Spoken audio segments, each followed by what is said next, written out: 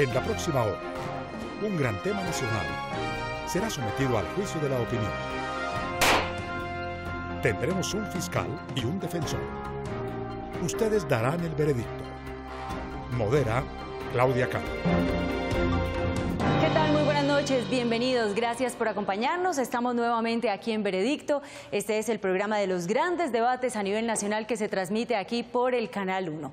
9 años han pasado ya desde que la Corte Constitucional legalizó el aborto en nuestro país en 3 diferentes situaciones. Cuando la vida de una mujer embarazada corre peligro, cuando hay una malformación congénita por parte del bebé o cuando ha habido acceso carnal o violación.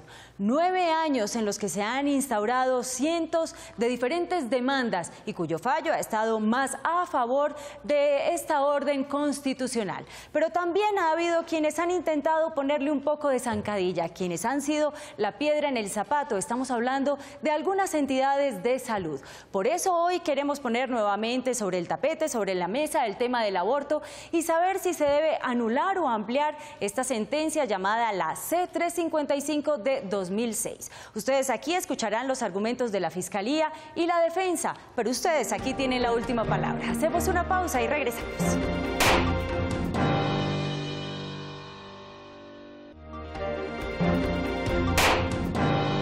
¿Conviene o no limitar el aborto a los casos que ya están legalizados por la Corte Constitucional? Es el debate que tendremos esta noche, pero primero queremos ponerlos a ustedes en contexto con algunos argumentos.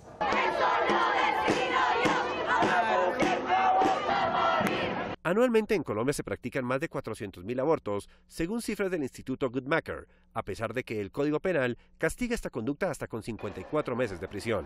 Pero quizás lo más preocupante de esta cifra es que el 99,92% son hechos de manera ilegal y muchas veces insegura. Ese derecho a la vida le corresponde constitucionalmente defenderlo en todos los escenarios. Organizaciones de defensa de las mujeres atribuyen esto a los problemas que muchas sufren al interior de sus familias, pero peor aún, a los obstáculos que las entidades de salud les ponen a la hora de hacer cumplir su derecho otorgado por la Corte Constitucional en 2006. Para agrupaciones de defensa de la vida, el aborto sigue siendo una práctica que no debería ser autorizada ni siquiera en los 3 casos despenalizados, pues para ellos existen opciones que permiten vivir a los bebés, razón por la que defienden el derecho a la objeción de conciencia de médicos e instituciones de salud. Este será nuestro debate de hoy, y ustedes dictarán el veredicto.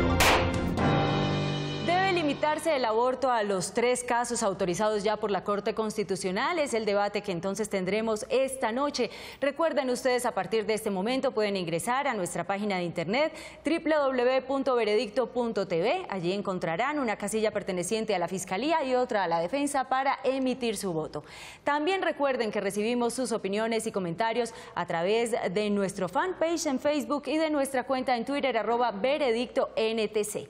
Nuestros invitados de esta noche ya están listos, así que vamos a proceder a presentarlos. En la Fiscalía nos acompaña la doctora Amanda Rodríguez de la Fundación Unidos por la Vida. Muchas gracias por acompañarnos, muy buenas noches. Buenas noches, un saludo para todos, orgullosa de ser la voz de los que no tienen voz. Muchísimas gracias por acompañarnos y en la defensa también tendremos esta noche en la cabeza al doctor Juan Manuel Charri, abogado, experto en Derecho Constitucional. Muchas gracias por acompañarnos esta noche. Muy buenas noches, feliz noche para todos. Comencemos entonces a desarrollar nuestro veredicto. Doctora Rodríguez, tiene 4 minutos, puede ponerse de pie. Escuchamos entonces sus argumentos. Este es un debate interminable, pero creo que es importante y necesario poner en contexto a las personas cuando hablamos de aborto. Aborto es definitivamente un delito y es asesinar, es quitar la vida de un ser humano que existe. Y precisamente por ellos es que nos estamos movilizando hace 10 años, millones de ciudadanos en defensa de estos pequeñitos. Les voy a entregar un molde de un bebé de 8 semanas. No sé si se puede ver en las cámaras, pero vemos que está completamente formado. Su cabeza, sus manos, sus piernas y su corazón está latiendo. Y este ser humano que está vivo, que está creciendo en el vientre de su mamá, lo único que está esperando es ser protegido y cuidado. Este bebé con un nombre propio está esperando que nosotros como sociedad protejamos el derecho a la vida. Y resulta que por el aborto, este niño no tiene forma de protegerse y de defenderse y está siendo asesinado de la forma más brutal. Y vamos a mirar de qué maneras que están siendo asesinados estos niños. Estos niños están siendo quemados, desmembrados, torturados hasta que le generan la muerte. Estamos hablando de un ser humano que siente y que tiene el derecho a vivir como lo tenemos usted y yo. Muchas mujeres también son víctimas, porque ¿quién quiere que maten a sus hijos? Ninguna mujer quiere que su hijo sea asesinado. Pero resulta que por alguna ideología empezamos a escuchar que se promueve el derecho, el falso derecho al aborto. Lo que sí existe es el derecho a vivir. El derecho a la vida es un derecho fundamental. Y entonces estas mujeres que están pasando por una situación vulnerable están siendo víctimas. ¿De quién? Están siendo víctimas de una sociedad egoísta, de una sociedad que las empuja a abortar y que las están dejando solas. Pero en especial están siendo víctimas de instituciones que promueven el aborto, porque esto es un negocio lucrativo. ¿Cuántos están ganando las entidades privadas por estos abortos que se realizan? Y entonces sabemos que este no es el caso únicamente de Colombia, que existe una industria internacional que promueve el aborto. Y hace poco, seguramente muchos de nosotros no nos hemos enterado, pero hay un escándalo internacional en contra de International Planned Parenthood Federation, la Federación Internacional de Planificación Familiar en los Estados Unidos, porque no siendo suficiente con el dinero que recogen de cada uno de los abortos de estos niños, pues están lucrando con el tráfico de órganos de bebés abortados. Y entonces se está ayudando a las mujeres, se está ayudando a la sociedad. Realmente el problema de salud pública más grande por el que estamos pasando en este momento es el aborto. Y las mujeres no están siendo atendidas en su síndrome postraumático asociado al aborto. Esto es un problema real que debemos atender todos los colombianos. Doctora Rodríguez, la voy a invitar a que responda a la siguiente pregunta que la formula Cristina Rojas, antropóloga y coordinadora de Transfamilias Colombia. En un país como Colombia, donde no se le garantizan ni a mujeres ni a niñas los derechos sexuales y reproductivos, donde aún no se ha puesto freno a la violencia sexual, ya sea dentro o fuera del conflicto armado, donde no hay garantías para una maternidad digna y segura, ¿cómo es posible que se criminalice a las mujeres que deben obligatoriamente, por su vida y por su seguridad, interrumpir un embarazo? Bueno, pues estamos hablando de la penalización. En Colombia, el sistema penal debe hacer justicia. ¿Y cómo? ¿A la cárcel todas las mujeres que abortan? No, eso no es lo que estamos pidiendo los defensores de la vida. Nosotros estamos pidiendo un juicio justo. Si permitimos que las mujeres sigan abortando y además lo hacemos como una política impuesta por las grandes instituciones que promueven el aborto, estamos dejando a la mujer más sola. Entonces, lo que queremos es prevenir los embarazos adolescentes, prevenir los embarazos en situaciones no deseadas, pero sobre todo debemos actuar para prevenir el aborto, porque esto es un problema que va a afectar la sociedad de una manera importante. Entonces no estamos hablando de enviar a las mujeres a la cárcel, sino de un juicio justo que proteja a estos pequeños en el vientre de sus madres. Doctora Rodríguez, gracias. Puede tomar asiento para contribuir con sus argumentos. Vamos a invitar ahora a pasar al estrado al doctor Marcel Tangarife, abogado fundador de la firma Tangarife y Asociados, especializado en Derecho Administrativo, defensor de la vida desde la concepción hasta la muerte natural y fue magistrado auxiliar de la Corte Constitucional. Doctor Tangarife, muy buenas noches. Muy buenas noches. Gracias por acompañarnos. Gracias a ustedes por la invitación. Yo quiero empezar con la primera pregunta. ¿Usted sabe quién es Marta Zulay? Marta Zulay no conozco quién sea Marta Zulay. A raíz de la situación y de lo que vivió ella, se trata de este artículo C355. ¿No sabe la historia de ella? ¿Conoce un poquito acerca de su historia? Mire, conozco el contenido de la sentencia desde el punto de vista jurídico constitucional. Yo trato de despersonalizar el tema en el sentido de que no estoy pensando en una sola persona, sino estoy pensando en todas las mujeres que están en una situación de esta naturaleza. Pero yo lo voy a poner un poquitico en contexto. Sí, en los bebés, la sentencia la conozco, ¿sí? Y en los bebés que son víctimas de una decisión de esta naturaleza adoptada por la Corte Constitucional. Esta mujer tuvo una ligadura de trompas porque no quería tener más hijos, quedó en embarazo, tuvo al tiempo cáncer, descubrieron que tenía cáncer de cuello uterino y resulta que le negaron la quimioterapia, le negaron la radioterapia, finalmente su bebé nació y ella murió. 4 niñas o 4 menores de edad quedaron huérfanos de madre. ¿Qué pasa en esos casos cuando ella no estaba planeando tener ese bebé? Esta persona, la mamá, es víctima de una situación fáctica en la que el Estado, lamentablemente, a través del sistema de salud, no le presta los servicios adecuados para tratar su patología. Ella es una víctima de esa situación. Luego ahí hay una responsabilidad del Estado en la que el Estado falla, ¿cierto? Segundo, ella al intentar abortar, claramente, está volviéndose del plan de víctima, obviamente muy afectada por su situación de salud. Esto ocurre en la gran mayoría de casos en los que se presentan abortos. Las mujeres se convierten de una manera u otra en víctimas porque normalmente son presionadas o por el médico, o por la familia, o por el compañero, el novio, el marido, por la sociedad, ¿sí?, para tomar una decisión de esta naturaleza. Y se convierten en víctimas. Hoy por hoy, las posibilidades de permitir que ese bebé nazca y mantener la vida de la mamá son altísimas. Luego estamos hablando de uno de los 3 casos de despenalización del aborto, en donde claramente en este caso el Estado falló en su aparato de salud, la mujer se vuelve víctima y tercero, adicionalmente a eso, estamos procurando precisamente que como consecuencia de eso el Estado de alguna manera borre su responsabilidad frente a una situación que la medicina hoy por hoy está controlando en la inmensa mayoría de los casos. Perfecto. Comencemos el interrogatorio. Bueno, doctor Tangarifet, 3 argumentos jurídicos que sustenten la prohibición del aborto en Colombia. Mire, el primero es clarísimo. El artículo 11 de la Constitución Política establece que el derecho a la vida es inviolable y que no habrá pena de muerte. La norma es clarísima, es clarísima. El doctor Charri, que es el defensor, en este caso estuvo trabajando en la Asamblea Nacional Constituyente y él es testigo de excepción. Yo también trabajé en la Asamblea Nacional Constituyente, fuimos colegas, de que en la Asamblea Nacional Constituyente no una, sino 2 veces en la plenaria y en la comisión primera, una vez se intentó incorporar a nivel constitucional la norma que establecía los derechos sexuales y reproductivos de la mujer, es decir, la consagración del aborto como una opción legal en Colombia. Y en esas 3 ocasiones, el ponente en la plenaria fue el doctor Iván Marulanda Vélez. En esas 3 ocasiones, la Asamblea Nacional Constituyente, como cuerpo constituyente colombiano, negó esa iniciativa y la hundió. Y el artículo 11 de la Constitución Política quedó de esa manera.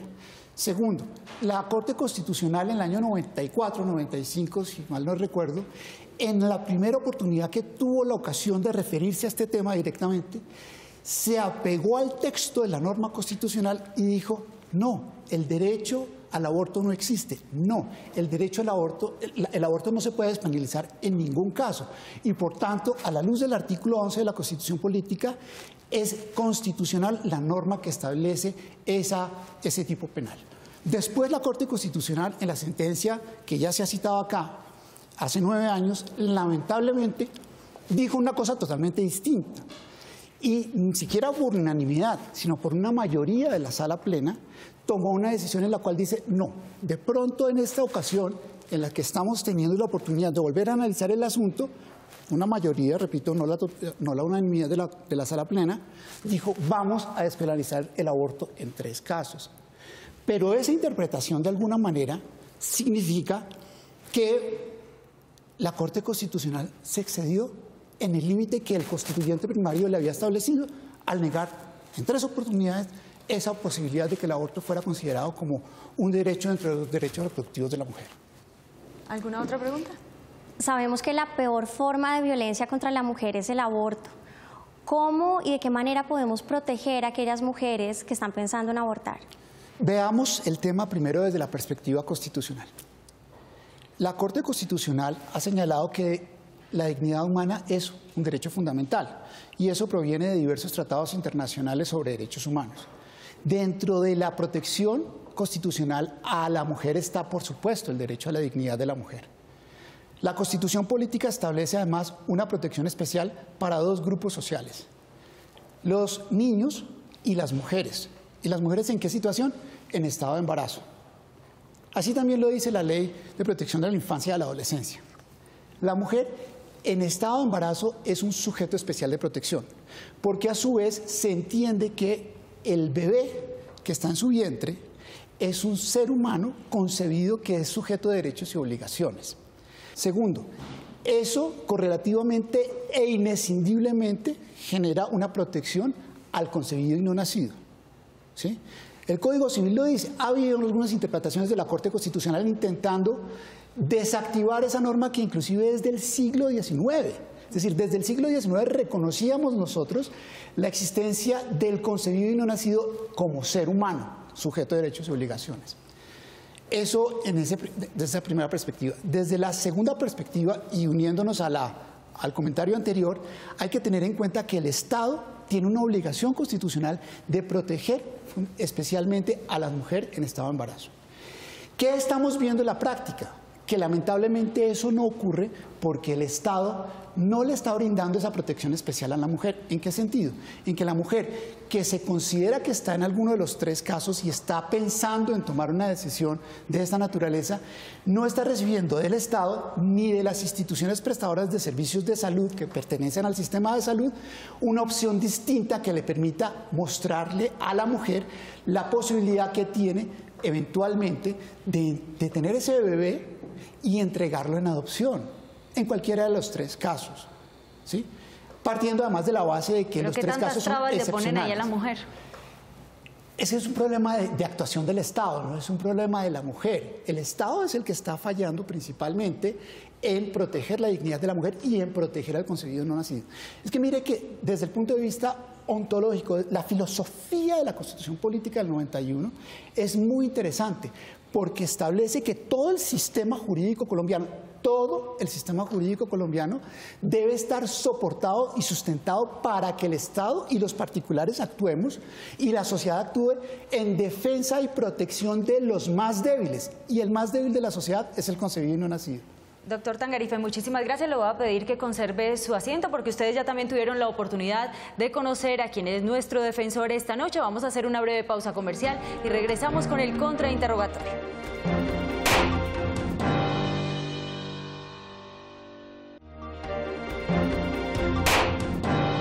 Regresamos a Veredicto. Les recuerdo que estamos en este momento en el segmento de la Fiscalía. Comenzamos ya con el contrainterrogatorio, doctor Charly. La Corte Constitucional estableció 3 casos de estado de necesidad que excusan a la mujer que hace un aborto voluntario y no la sancionan penalmente. Eso se debe cumplir. ¿Explica usted que haya trabas al cumplimiento de la Corte Constitucional por razones de conciencia o por razones ideológicas? Yo considero que sí, por varias razones. La primera, la Constitución Política establece también como una norma constitucional el derecho a la objeción de conciencia, que la Corte Constitucional ha desarrollado en distintos esquemas para proteger ese derecho. Y por supuesto, desde el punto de vista de la objeción de conciencia, la ha señalado como un derecho individual de cada ser humano. ¿Sí? Sí, pero la sentencia se debe cumplir por otro agente que cumpla con la orden. Claro, pero permítame, termino la respuesta a la pregunta anterior. Cuando una institución prestadora de servicios de salud está fundamentada en un credo, por ejemplo en un credo religioso, un credo filosófico, en Colombia la Constitución Política también establece la protección de la libertad de cultos, de la libertad de creencias. Luego, si hacemos el análisis y el planteamiento jurídico constitucional completo, deberíamos entender que la objeción de conciencia también se podría dar desde el punto de vista institucional. Es decir, una institución prestadora de servicios de salud como entidad jurídica también podría entrar a decir hay lugar a la objeción de conciencia para no practicar el aborto. Pero déjeme le aclaro una cosa respecto a su segunda pregunta. Es que si el Estado falla, el Estado no puede resolver el problema generando violencia y promoviendo políticas de violencia para promover el aborto, porque el aborto es un acto de violencia. Sin duda. Pero usted sabe que, por ejemplo, dentro de esa sentencia de la Corte, 3 de los casos solamente los cumple, por ejemplo, 2 Profamilia. Mire, el caso de Profamilia es muy interesante. Profamilia supuestamente es una entidad que ha nacido a la vida jurídica con el propósito de promover la familia. Y a través de ello, pues digamos, una de sus iniciativas es el control de natalidad. Pero hoy por hoy Profamilia, al igual que Oriéntame y otras instituciones, se han convertido en brazos extendidos de lo que la fiscal, la doctora Amanda, estaba señalando. Un tema de un negocio que hay detrás del aborto, que las autoridades en Colombia apenas están empezando a dimensionar por lo que ha venido ocurriendo con Planned Parenthood en los Estados Unidos. Pero usted quiere decir que conocen la sentencia, pero por su ideología como institución no la cumplen o la cumplen parcialmente. No, mire, yo lo que considero es que cuando la sentencia no promueve, ni permite, ni autoriza que una entidad de esta naturaleza pueda promover el aborto. De hecho, a mí me aterra cuando veo en las calles que una entidad como Profamilia hace publicidad para invitar a las mujeres, o Oriéntame hace invitaciones veladas a las mujeres para que se acerquen a ejercer su, entre comillas, derecho a abortar.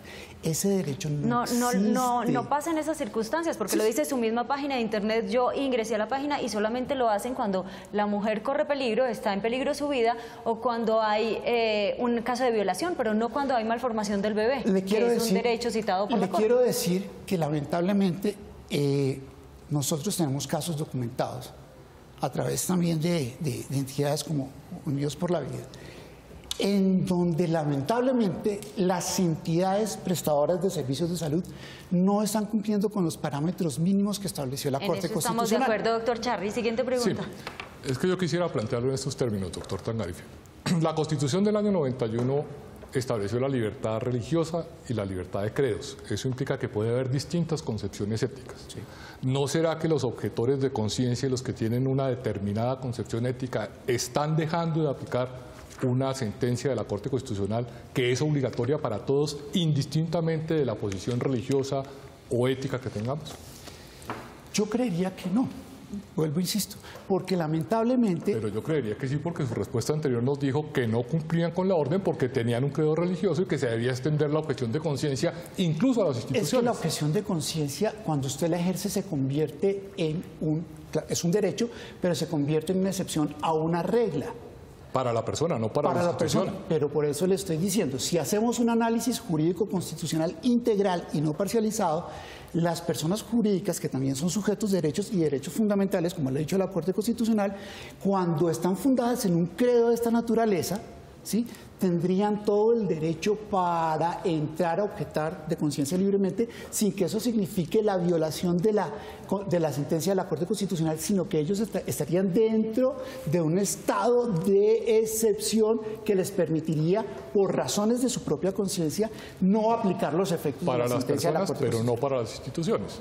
Porque de acuerdo con el punto jurídico no se ha aceptado la objeción de conciencia. Vuelvo y le digo, si la Corte Constitucional hiciera el análisis integral, que no lo ha hecho, también extendería la objeción de conciencia a las personas jurídicas. Al defensor, al testigo, muchísimas gracias. Nosotros vamos a hacer una breve pausa comercial. Regresamos también para que ustedes puedan escuchar los argumentos que esta noche trae la defensa. Ya volvemos.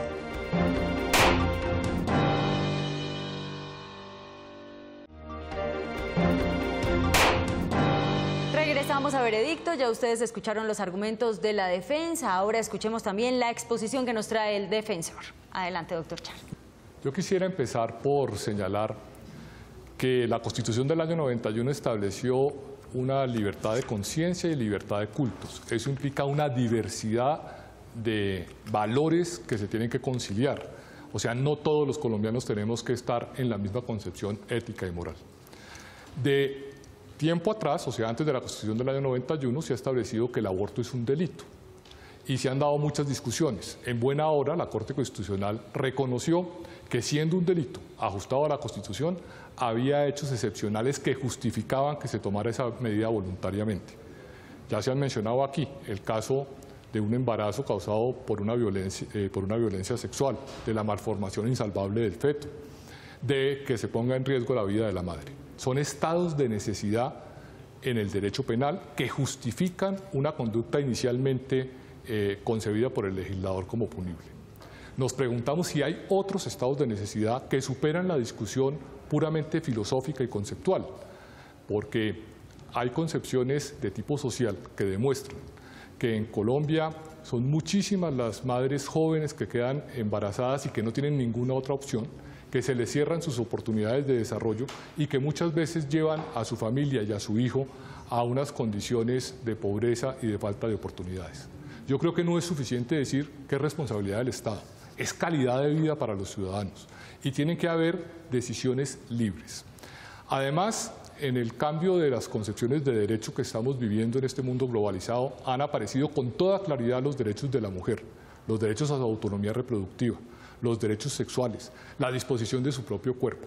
Y tenemos en últimas un debate científico, y es cuándo termina el cuerpo y la disposición del propio cuerpo de la mujer y cuándo se inicia la vida.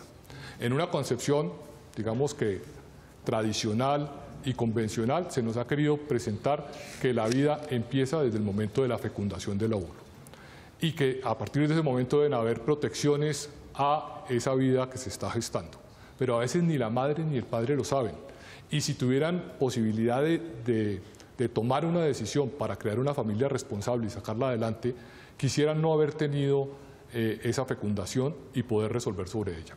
Miremos qué está ocurriendo en los países desarrollados. Allí se acepta que haya aborto en las primeras semanas del embarazo, con el ánimo de no llevar al niño y a la familia a condiciones de falta de oportunidad.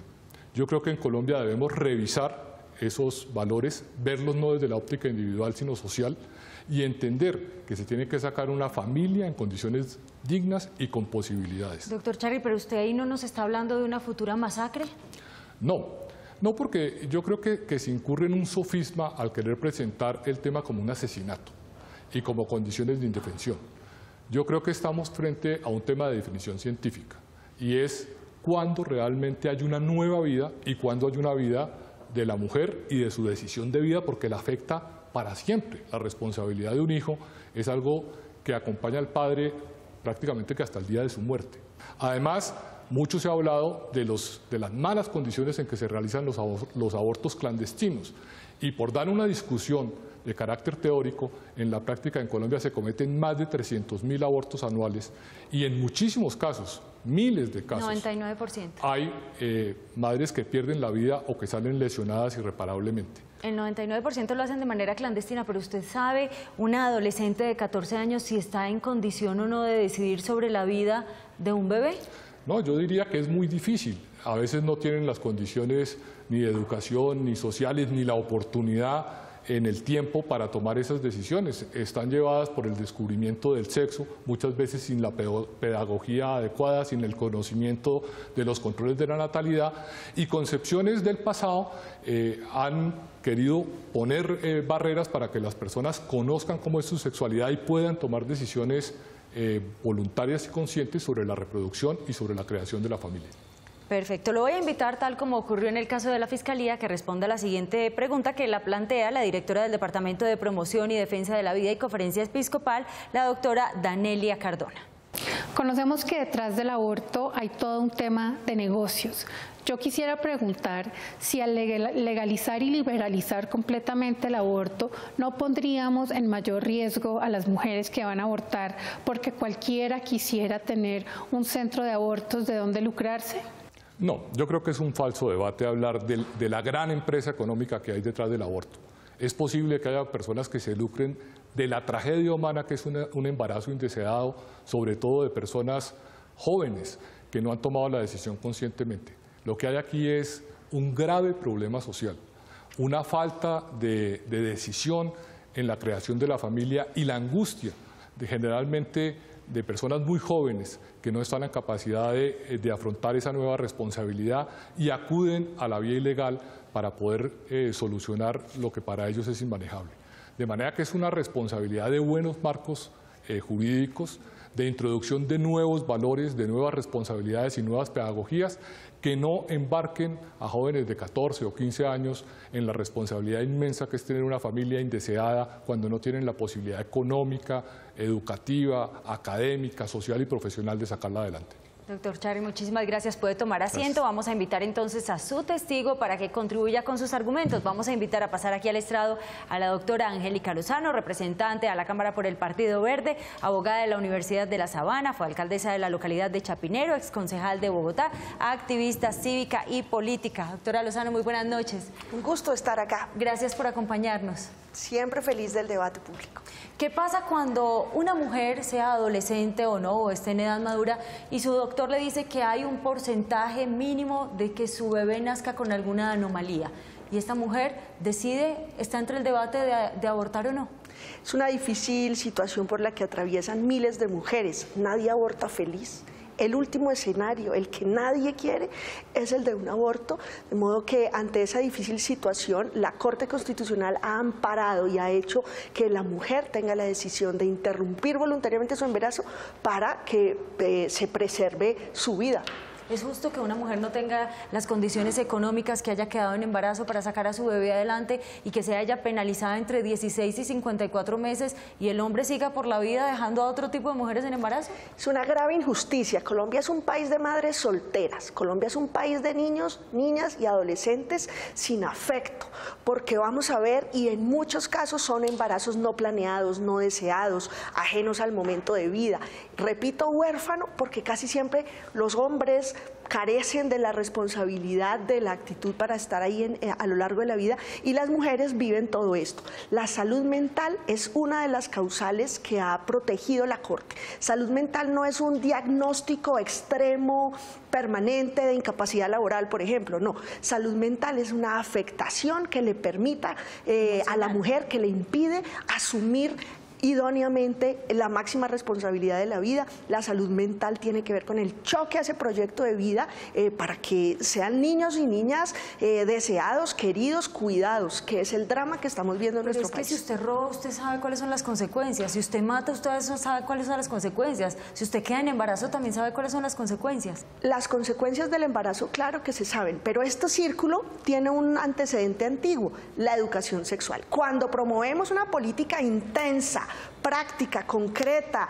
realista, educación sexual, dicen que no, que eso vulnera la decisión de los padres de la educación que le quieren dar a los niños.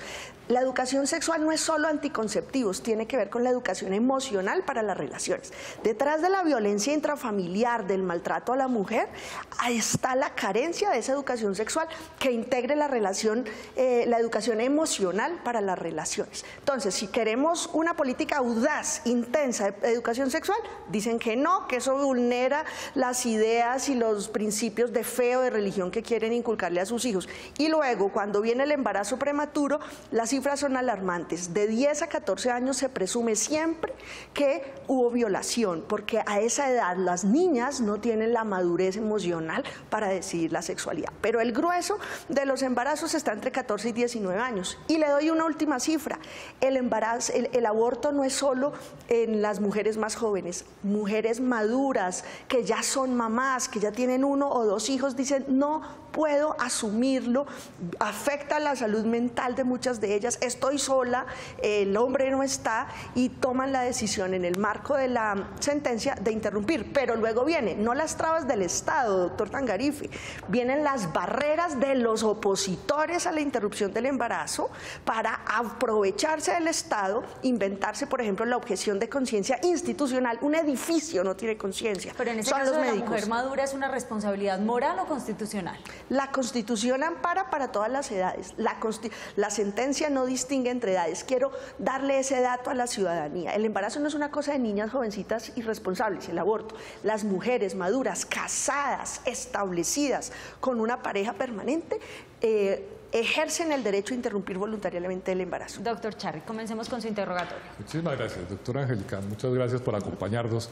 Yo quisiera preguntarle si usted conoce casos en que no se cumple la sentencia 355 del 2006, ¿por qué razones y en su opinión cómo debería solucionarse esa inaplicación de la decisión de la Corte Constitucional? Lamentablemente, esta sentencia que tiene 9 años, que tiene altísima aceptación en nuestra sociedad, aceptación política, muchas instancias dicen los 3 causales, perfecto. Hay apenas 6.000, 5.000, 6.000 abortos legales en el marco de la sentencia al año y unos 300.000 clandestinos al año. ¿Cuál es la diferencia? El grueso de esos clandestinos podrían establecerse dentro de las causales. Entonces, el aborto clandestino es producto de las barreras producidas no por el Estado, por actores como el procurador, que han llegado a perseguir la ciencia, los medicamentos, la pastilla, el misoprostol, que es el medicamento de mayor uso en el mundo, sano, seguro, barato. Él lo ha perseguido, ha generado unas resoluciones, ha perseguido la reglamentación del Ministerio de Salud, de modo que genera la confusión los opositores de interrumpir voluntariamente el embarazo en el marco de las sentencias y las mujeres se van a la clandestinidad. Pero si hacemos caso entonces de las pastillas, si hacemos caso de lo que ordena la Constitución o del amparo que tiene y de estas posibilidades y de este derecho que tiene la mujer, ¿dónde queda la moral? Bueno, la moral queda en el ejercicio del derecho en el marco de la sentencia. Personas como el doctor Charri o como yo creemos que, que Colombia está listo y puede dar el paso a quitar la despenalización en las 3 causales y permitir, facilitar con información, con cumplimiento de esa sentencia, el acceso a la interrupción, incluso sin estas causales. Pero para eso se necesita que dejen cumplir primero la sentencia. Es que hoy llenan de barreras para impedir, para violar lo que dice la sentencia de la Corte, que eso no está sujeto a su opinión y la mía. Ya es un hecho para el país. Una pregunta más, doctor Charri. Sí, la pregunta, en parte ya la respondió, ¿es la penalización la solución para el manejo del embarazo juvenil o del embarazo indeseado? No, es la información, la educación, la pedagogía.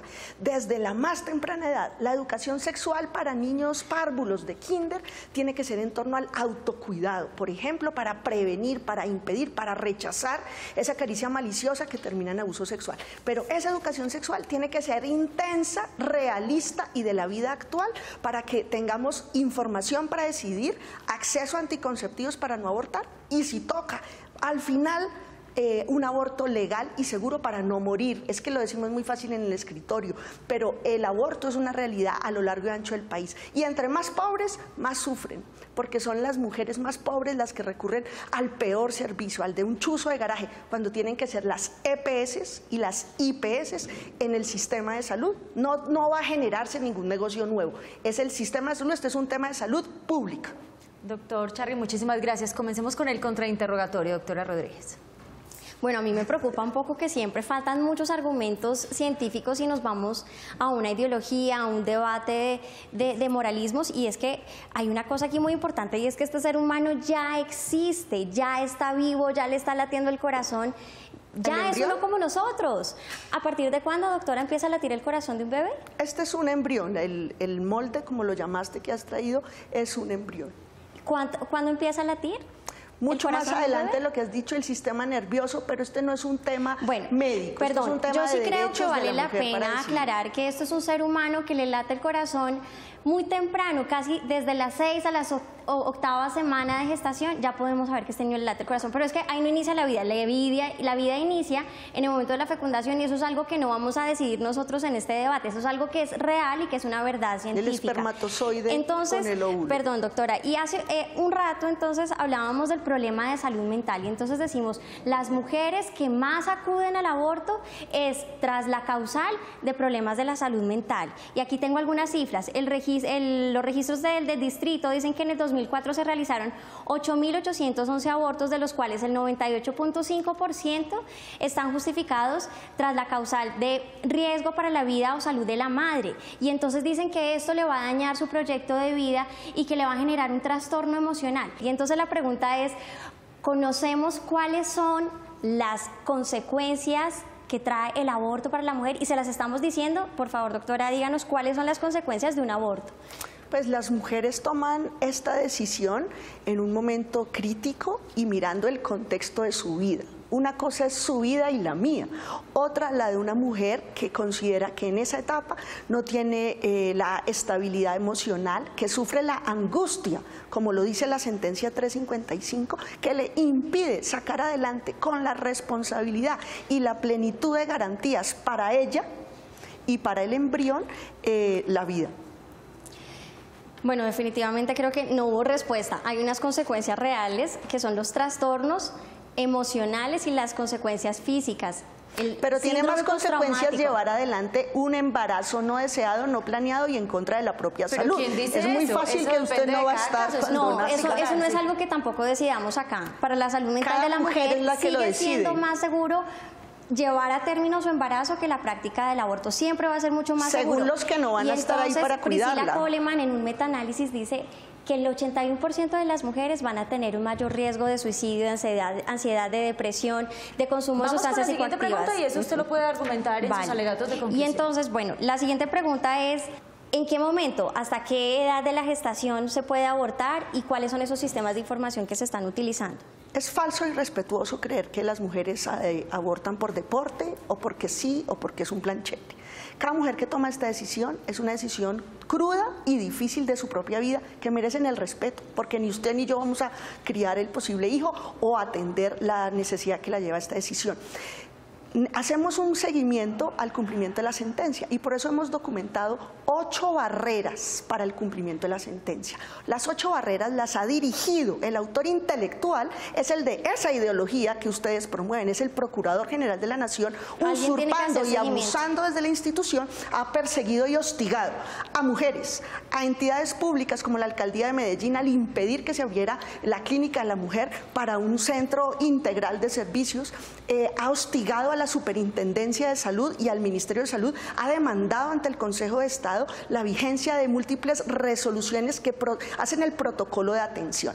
Esas barreras se han traducido en burocracia administrativa, en pimponeo para que la mujer no pueda ejercer los derechos y se agrave su salud física y mental, en la exigencia de fallos y órdenes judiciales, cosa que no dice la sentencia, en el permiso del marido y en una tortura psicológica como darles una atención a las mujeres que van invocando la causal, a ponerlas en el pabellón de neonatos con las mamás. Ay, la mamita, piénselo 3 veces. Eso se llama tortura y abuso del derecho. Esas barreras las hemos documentado y lo que le hace falta a la sentencia en Colombia es que se cumpla, porque quienes obstruyen la decisión de la mujer, que obstruyen la educación sexual en los colegios, que obstruyen la adopción a múltiples postulados, son los que impiden el cumplimiento de la sentencia. ¿Ustedes lo clasifican también como una tortura?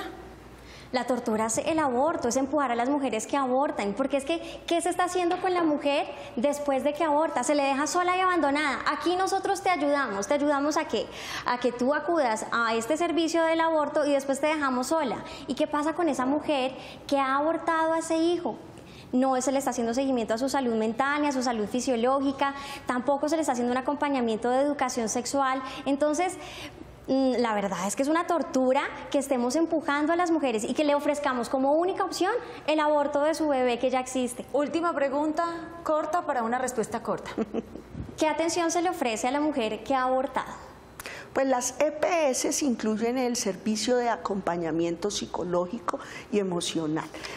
Cuando usted dice que se está promoviendo el aborto, yo quisiera saber en dónde y quién. Usted está calificando de torturador a la Corte Constitucional. Las EPS y las IPS tienen que brindar el servicio integral de salud pública. Uno de prevención, de planificación, de acceso a anticonceptivos, de acompañamiento en la decisión de la interrupción voluntaria y en lo posterior. Claro, las barreras hacen que las mujeres se vayan al aborto clandestino, a un chuzo de garaje donde no hay acompañamiento psicológico posterior. Muchísimas gracias a ambas. Ustedes ya han escuchado el argumento de ambas partes. Nosotros vamos a hacer una corta pausa comercial y cuando regresemos daremos inicio a los alegatos de conclusión.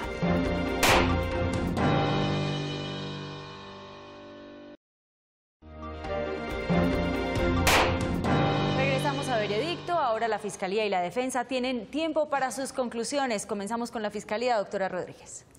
Bueno, la decisión de abortar no es un acto libre, definitivamente hacemos esclavas a las mujeres de sus miedos, de sus presiones, del abandono. Existen unas consecuencias y este escenario es un escenario educativo y yo me voy a permitir nombrar algunas de ellas. Una mujer que aborta, así sea en un lugar reconocido o clandestino, va a tener unas consecuencias fisiológicas como la infertilidad, embarazos ectópicos, abortos espontáneos, partos prematuros, posibilidad de tener un niño con discapacidad física o mental, mayor riesgo de cáncer de mama o de cervix y de ovarios, y por supuesto el síndrome postraumático asociado al aborto. Entonces, cuando hablan de obstrucción, no estamos aquí obstruyendo nada, lo que estamos haciendo es buscar que las mujeres tengan una información completa y real para que puedan tomar decisiones libres. Entonces existen otras alternativas al aborto. El aborto no es el único camino ante un embarazo no esperado.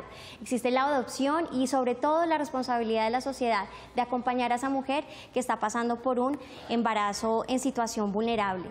La educación sexual, todos la promovemos, nosotros también la queremos, pero no imponiendo ideologías y no empujando a las mujeres a abortar como un derecho. Eso no es educación sexual. Y no existe ninguna mujer en la cárcel. Hasta el momento no se está promoviendo que las mujeres vayan a la cárcel. Lo que estamos buscando es que se garantice el derecho a la vida de estos niños y que sea protegida su vida. Muchísimas gracias. Alegatos de conclusión para la defensa, doctor Charri. Muchísimas gracias.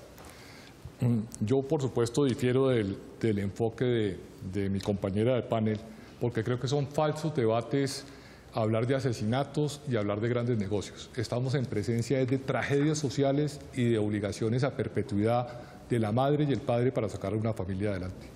Creo que también se incurren errores al decir que hay decisiones libres. No puede haber una decisión libre cuando hay un delito de por medio con una sanción penal que, bien o mal, amenaza con llevar a la cárcel a las madres. Esa no es la forma de tratar el problema de la procreación en Colombia.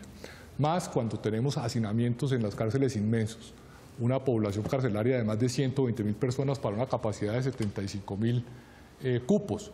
No tendría ninguna razón de ser sancionar a la madre y separarla del hijo. Así no se cumpla la ley en Colombia, que es otra de las graves carencias que tiene nuestra sociedad, índices de impunidad de más del 90%.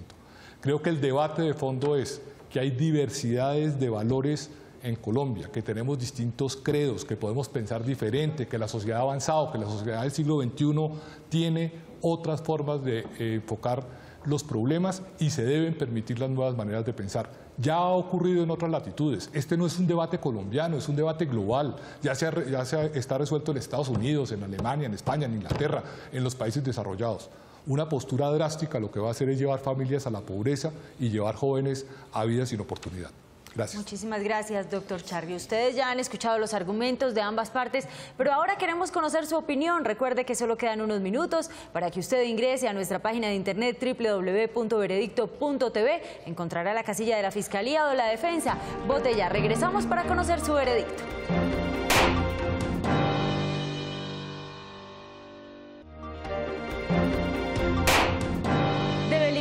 El aborto en Colombia a los 3 casos ya autorizados por la Corte Constitucional ha sido el debate que hemos tenido esta noche y ustedes a través de nuestra página de internet han votado lo siguiente. Este es su veredicto. Gana la Fiscalía, doctora Amanda Rodríguez, con un 68%. La defensa, doctor Juan Manuel Charri, obtuvo un 32%.